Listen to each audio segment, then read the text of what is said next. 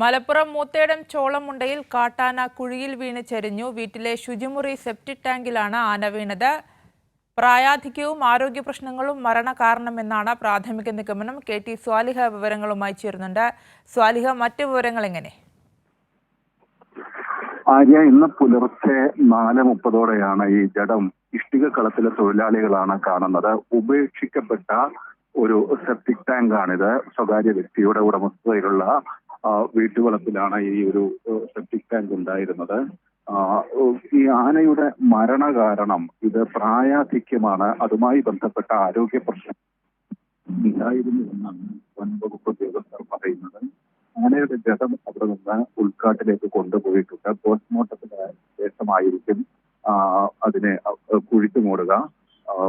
മറ്റു കാര്യങ്ങൾ, വേറെ ഏതെങ്കിലും തരത്തിൽ ആന ആക്രമണത്തിനോ മറ്റോ ഇരയായിട്ടുണ്ടോ തുടങ്ങിയ കാര്യങ്ങളെല്ലാം വനം വകുപ്പ് അന്വേഷിക്കും.